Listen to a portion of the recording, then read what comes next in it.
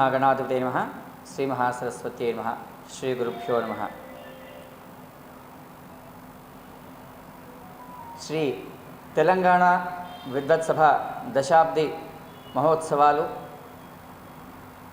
హైదరాబాద్ వేదికగా రవీంద్ర భారతి ప్రధాన వేదిక పైన ఆగస్టు 1, 2 తేదీల్లో అత్యంత వైభవంగా నిర్వహించడం జరిగింది.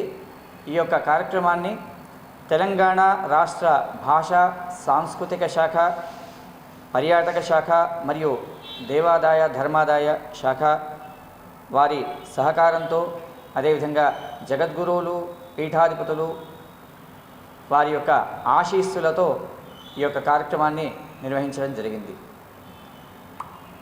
మొట్టమొదటిగా ఆగస్టు 1వ తేదీ నాడు శ్రీ శ్రీ శ్రీ అభినవోద్దండ విద్యాశంకర భారతి స్వామివారి చేతుల మీదుగా దీపారాధన కార్యక్రమం జ్యోతి ప్రజ్వలనతో ప్రారంభమయ్యి, ఆ తర్వాత జ్యోతిష్య శాస్త్ర అలాగే జ్యోతిష్య శాస్త్ర మరియు శ్రీ పండితులకందరికీ కూడా సన్మానం అనేటటువంటిది జరిగింది.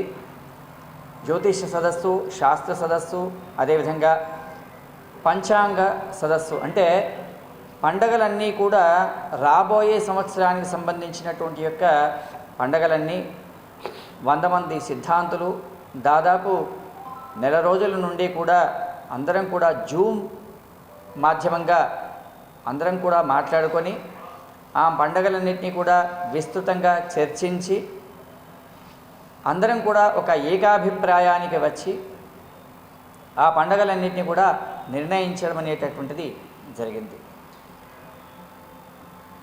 అలాగే మొదటి రోజు ఒక 6 మాసాల యొక్క చైత్రమాసం నుండి 6 మాసాల వరకు మొదటి 6 మాసాలను ప్రకటించడం జరిగింది.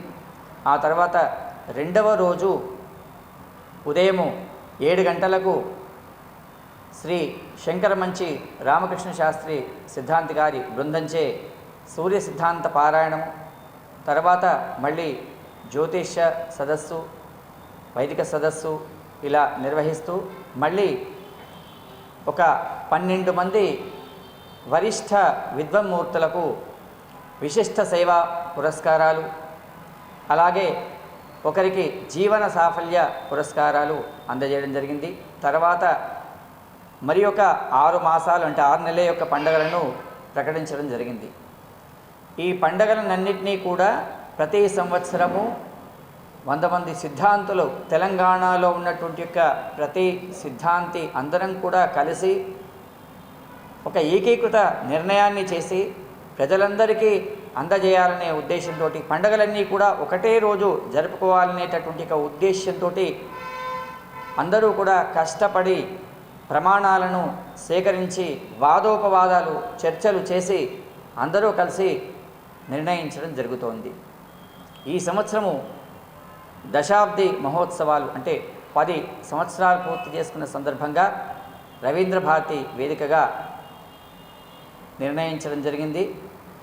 దీనికి ప్రభుత్వం తరఫున కూడా పెద్దలందరూ కూడా వచ్చారు. అయితే ప్రజలందరికీ విజ్ఞప్తి ఏమిటంటే, చేసుకునేవాడికి ప్రతిరోజు పండగే, కానీ పండగ నాడు పండగ చేసుకోకపోతే అది దండగే.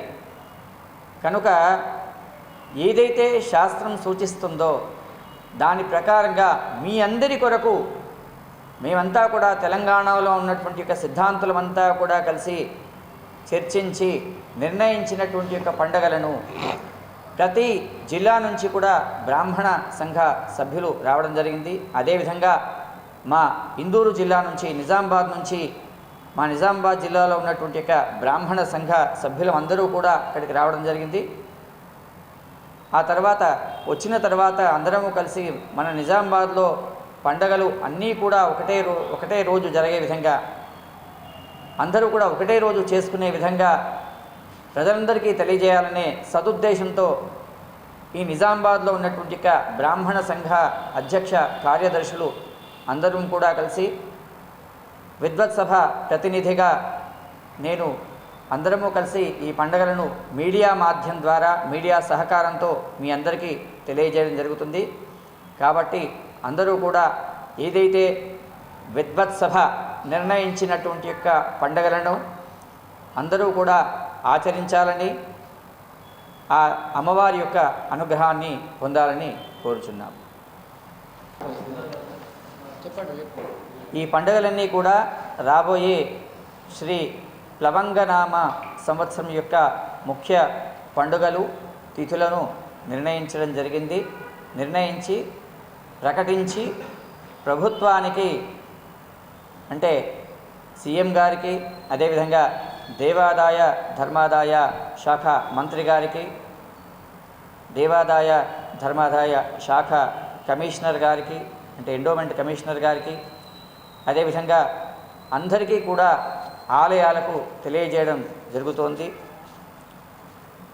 స్వామీజీలకు కూడా ఒక్కొక్కరిని కలిసి వారికి యొక్క పండగలన్నింటినీ కూడా శృంగేరి జగద్గురువులకు, అదేవిధంగా హంపి స్వామివారికి, ఇలాగా అందరూ స్వామిలకందరికీ కూడా ఈ యొక్క పండగలను అందజేయడం జరుగుతుంది. కాబట్టి ప్రజలందరూ కూడా సహకరించి ఏ రోజైతే తెలంగాణ విద్వత్ సభ పండగలను నిర్ణయించిందో ఆ రోజు మాత్రమే మీరు ఆచరించాలని అందరికీ విజ్ఞప్తి చేస్తున్నాను.